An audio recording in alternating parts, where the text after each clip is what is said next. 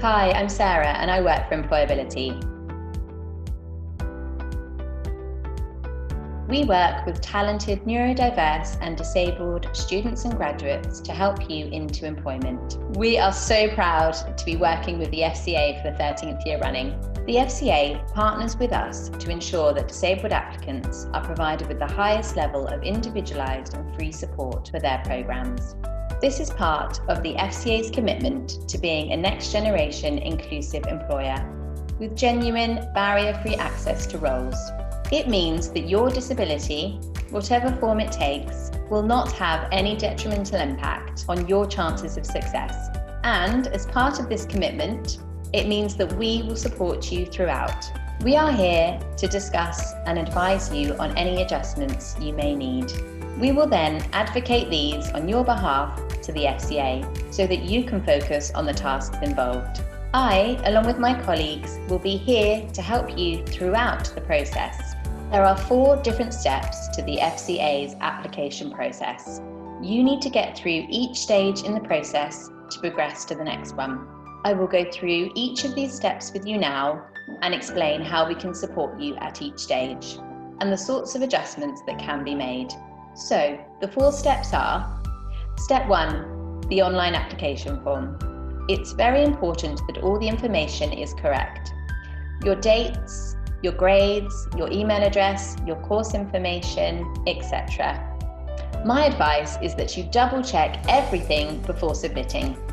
Usually, there are no adjustments required for this stage in the process, unless you have mitigating circumstances that have impacted your profile compared to other candidates. For example, your disability had an impact on the grades you're expecting, or how long you've taken to complete your degree, or your ability to gain work experience.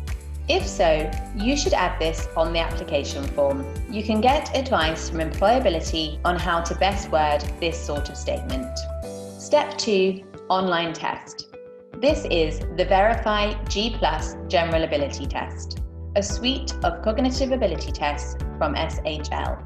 The test measures 3 types of ability: numerical, deductive reasoning, and inductive reasoning.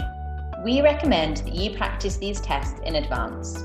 You can find practice tests on the SHL website, so this next bit is really important.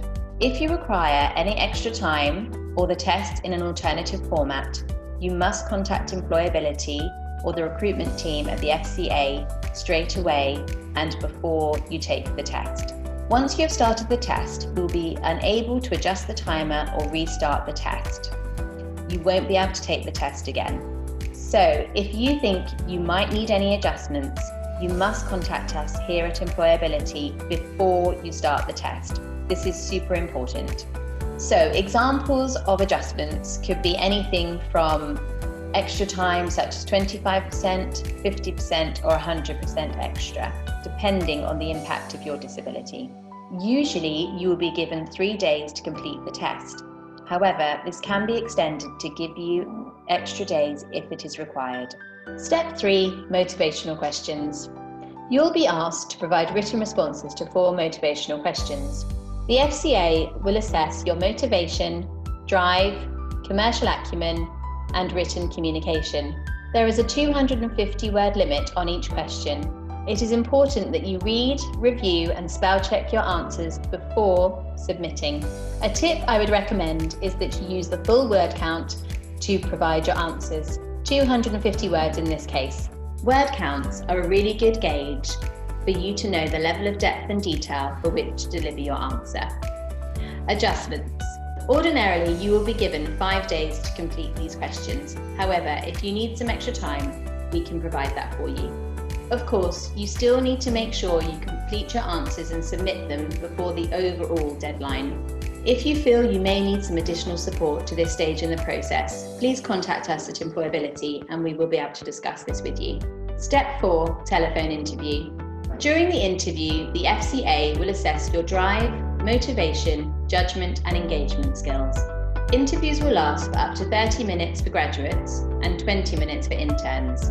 The interview style will be a mixture of motivation and competency-based questions. An important piece of advice is Don't be afraid to repeat anything you used in the motivational question section. Each stage in the process is being evaluated separately and possibly by a different recruiter. It is important that you contact EmployAbility as soon as you reach the telephone interview stage. This is to ensure we have plenty of time to discuss your adjustments with you and also make sure these are put into place. An example of an adjustment that could be made for you is to have an alternative format for the interview. For example, it may be more appropriate for you to have a face-to-face or video conference interview as opposed to a telephone interview. Or it might be that you need to have additional time for the interview. This is so that you can have extra time to think through your answers and process the information. If your communication skills are negatively impacted by your disability, we will talk to the interviewer and make sure that this does not go against you. For those with a hearing impairment, we can offer an alternative format, such as a face-to-face interview with support from a sign language interpreter or a note taker, or you may prefer to be interviewed using instant messenger service. Once you successfully complete these 4 stages, you will be assessed for the assessment centre stage. There are a limited number of spaces available on the assessment centre, therefore not everybody can be invited. Some programmes, such as HR, actuarial and economics, are particularly competitive, where there is only one assessment centre held each year.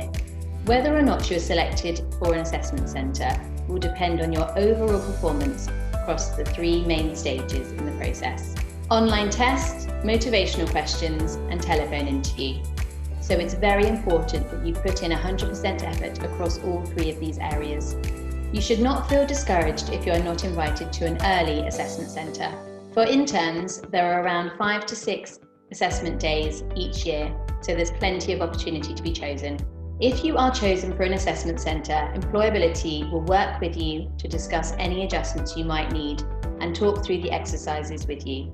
So, again, we ask that you contact us as soon as you're invited to the assessment centre stage. Well, that's all from me for now, but please do apply and get in touch with us here at EmployAbility for any support we can provide. If you are not sure of the support you might need, please do feel free to reach out to us and have a confidential discussion about any adjustments or additional support you may need once you've applied or even beforehand.